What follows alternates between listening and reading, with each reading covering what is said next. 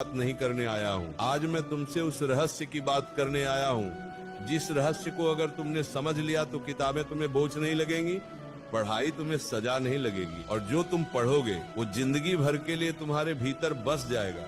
आज का प्रश्न बहुत छोटा है लेकिन इसका उत्तर बहुत गहरा है। किस समय पढ़ने से पढ़ा हुआ कभी नहीं भूलता। ध्यान से सुनना, क्योंकि आज जो बात मैं कहने जा रहा हूँ वो सिर्फ परीक्षा पास करने की नहीं है, वो तुम्हारा भविष्य बनाने की बात है। याद रखने की शक्ति किताबों में नहीं, मन की अवस्था में होती है। बच्चों, अधिकांश विद्यार्थी ये गलती करते हैं कि वो सोचते हैं अगर मैं ज्यादा घंटे पढ़ लूं तो याद हो जाएगा। लेकिन मैं तुमसे पूछता हूँ, क्या कभी ऐसा नहीं हुआ कि तुमने 5 घंटे पढ़ा और अगले दिन सब भूल गए?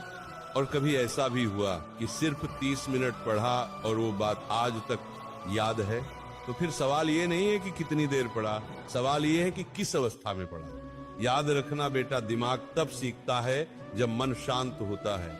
याद तब बनती है जब अहंकार नहीं होता। ज्ञान तब उतरता है जब भीतर शांति होती है। ब्रह्म मुहूर्त, वो समय जब दिमाग सबसे पवित्र होता है। अब मैं तुम्हें वो समय बताता हूँ जिसे हमारे शास्त्रों ने, हमारे ऋषियों ने और आज का विज्ञान भी मानता है, ब्रह्म मुहूर्त। ब्रह्म मुहूर्त क्या है? सूर्योदय से लगभग 2 घंटे पहले का समय। इस समय हवा शुद्ध होती है, मन शांत होता है, मोबाइल की दुनिया सो रही होती है, शोर नहीं होता, तुलना नहीं होती, अहंकार सोया होता है। बेटा, इस समय जो पढ़ाई की जाती है वो सीधी स्मृति में नहीं, संस्कार में चली जाती है। जो ज्ञान संस्कार बन जाए उसे कोई मिटा नहीं सकता। सुबह की पढ़ाई और रात की पढ़ाई में फर्क। अब ध्यान से सुनो, बहुत ध्यान से। रात में पढ़ने वाला विद्यार्थी दिन भर की थकान लेकर पढ़ता है। उसके मन में डर होता है, तनाव होता है, तुलना होती है, मजबूरी होती है। लेकिन सुबह पढ़ने वाला विद्यार्थी खाली मन लेकर बैठता है, किसी से आगे पीछे होने का डर नहीं, मन में शांति,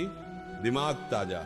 इसलिए सुबह की 2 घंटे की पढ़ाई रात की 6 घंटे की पढ़ाई से ज्यादा शक्तिशाली होती है। वो सबसे खतरनाक गलती जो याददाश्त खा जाती है। बेटा, अगर तुम्हें शिकायत है कि तुम्हें याद नहीं रहता तो पहले ये देखो, क्या तुम पढ़ते समय मोबाइल पास रखते हो, बार बार नोटिफिकेशन देखते हो? पढ़ते वक्त कुछ ना सोचते रहना। याद रखना, बिखरा हुआ मन कभी याद नहीं रख सकता। जब तुम पढ़ रहे हो और तुम्हारा मन कहीं और है तो शब्द आंखों से गुजर जाते हैं लेकिन आत्मा तक नहीं पहुंचते। पढ़ाई से पहले मन को कैसे तैयार करें, अब मैं तुम्हें वो उपाय बता रहा हूँ जो कोई शिक्षक नहीं बता। पढ़ने से पहले 5 मिनट आंख बंद करो, गहरी सांस लो, मन ही मन कहो, मैं सीखने बैठा हूँ, मैं श्रेष्ठ बनने बैठा हूँ, मैं अपने भविष्य की नींव रखने बैठा हूँ। जब मन ये स्वीकार कर लेता है तब पढ़ा हुआ सीधे भीतर उतरता है। याद रखने का नियम समझो, रटो मत। बेटा, जो चीज तुम समझते हो उसे याद रखने की जरूरत नहीं पड़ती, लेकिन जो चीज तुम रटते हो वो डर के साथ जुड़ी होती है और डर के साथ जुड़ा ज्ञान टिकता नहीं। इसलिए पढ़ते समय खुद से पूछो, ये क्यों ऐसा है, इसका कारण क्या है, इसका जीवन में उपयोग क्या है।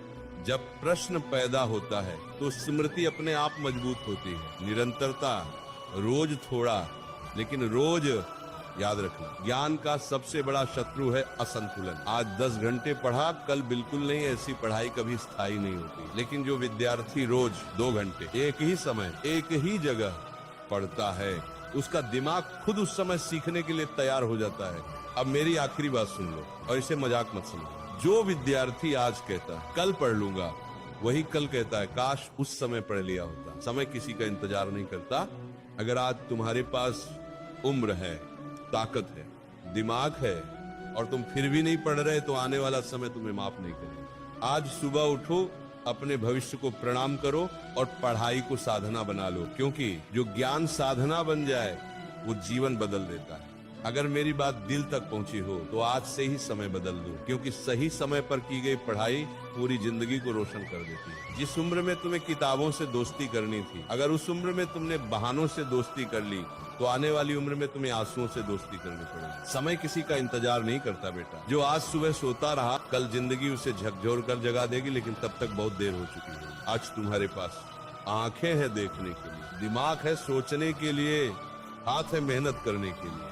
फिर भी अगर तुम नहीं पढ़ रहे तो याद रखना, ये गरीबी नहीं होगी, ये असफलता नहीं होगी, तुम्हारा खुद का चुना हुआ विनाश होगा। अब एक प्रश्न है और इसका उत्तर तुम्हें देना है किसी को नहीं, सिर्फ खुद को।